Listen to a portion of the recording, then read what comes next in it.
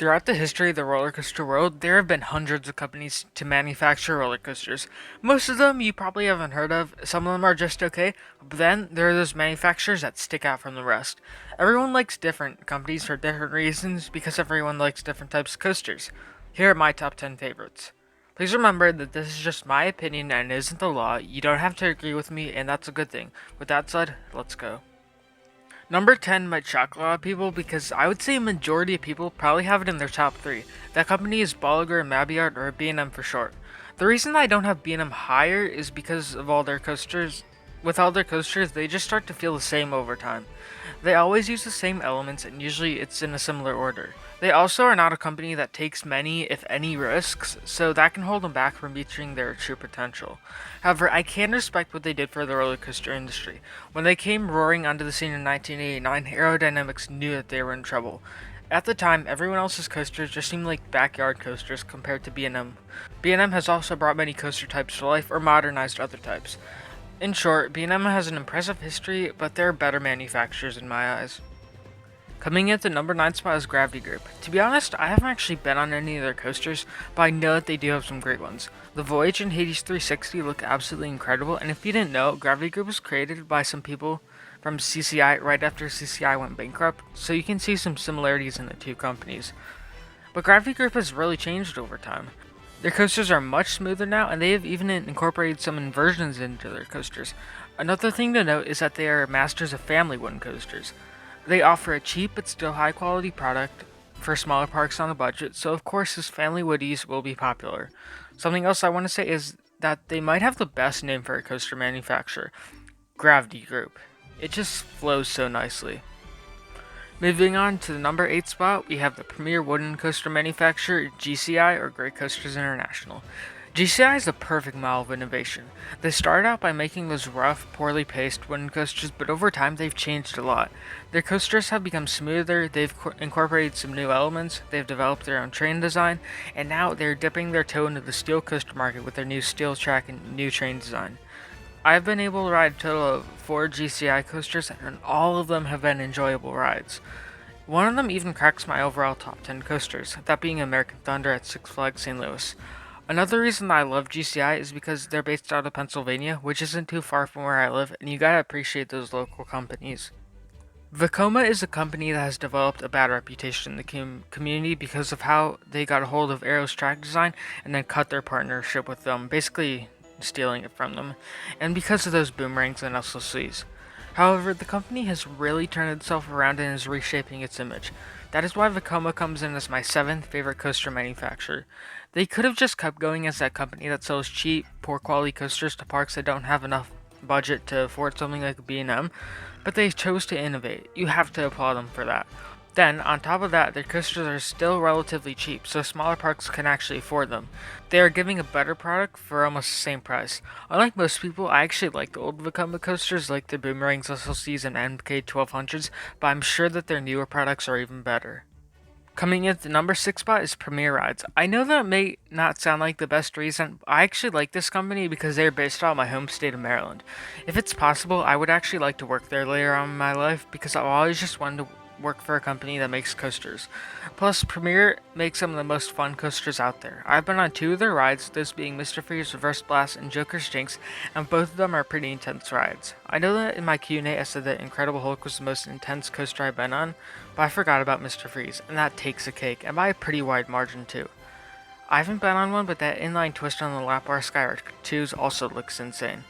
Premier Ride's coasters are very smooth, and unlike most people, I find the trains to be pretty uncomfortable, so it's a great company. Number 5 is the first of 2 defunct companies on today's list, and that's Schwarzkopf. First, let me just say it, Schwarzkopf is a killer name. I don't know, maybe it's a common name in Germany, but not here in America. Schwarzkopf was one of those early companies that helped to develop the looping coaster, but their inability to change led to their demise after a while. Despite that, almost all of the rides still hold up today as decent rides, and they had some crazy intense rides in their arsenal. Schwarzkopf was also the first company to develop that incredibly smooth type of track style that companies like Mack Rides and Intamin still use today. It's important that we remember and respect what Schwarzkopf did for the industry. Now we are down to the top 4, and these are the companies I would consider to be the best of the best.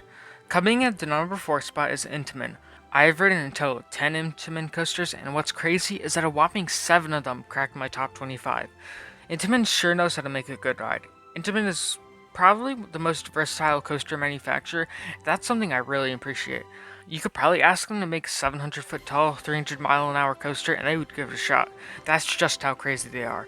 They have a total of 31 models. Yes, 31! It's hard to fathom. However, there are some downsides to Intamin. You didn't hear this from me, but they aren't the most reliable company in the world. Go to Cedar Point on any given day, and I guarantee you that Top Thrill Dragster will break down at least once. Problems like these have really been why Intamin wasn't as successful in the 2010s. However, they are making a resurgence, and hopefully those reliability issues will be fixed. The number 3 company will probably be the biggest surprise of the list, and that's S&S. The reason I love S&S is because of how unique their coasters are while still being great rides. A chief example of this is their new Axis model. Who would have thought that we would ever see something like this?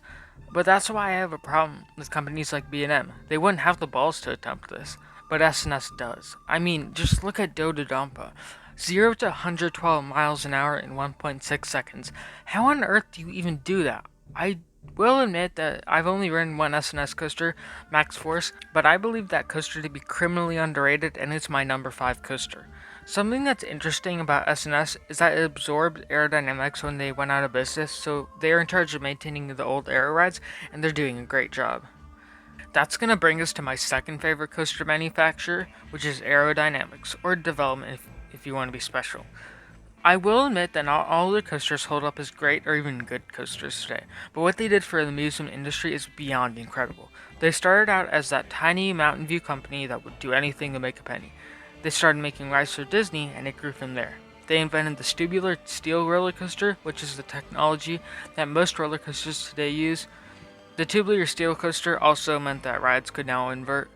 They had the first stand-up coaster, the first coaster to hang riders below the track, some of the first launch coasters, some of the first single-rail coasters, the first hyper coaster, the first steel looping coaster, and the first wing coaster. Unfortunately, new, better competition in the 1990s eventually brought the company to its demise, but that doesn't take away from what the company did when it was around. If you want to learn more about Aero and their history, the American Coaster Enthusiasts have an amazing free documentary on YouTube called The Legacy of Aero. If you haven't seen it, definitely check it out after this video. There is, however, one roller coaster manufacturer that I don't think will ever be passed. That company is Rocky Mountain Construction. Most companies have a lot of great rides, but they still have their duds. Now with RMC, every single coaster that they've ever made is a top 100 roller coaster in the world, and that will not change anytime soon. But it's not even the fact that their rides are amazing that puts it at number 1. What I appreciate about RMC is that they do every bit of work themselves. Most companies design the ride, but then there's a separate company that makes the track, then another company transports it, then another company actually constructs it. Then there's RMC that just says, nah, I don't need any help. And they just do everything on their own. This helps to cut down costs and is why places like Wildwater West can afford one. In my eyes, RMC is the greatest roller coaster manufacturer that has ever existed and will ever exist.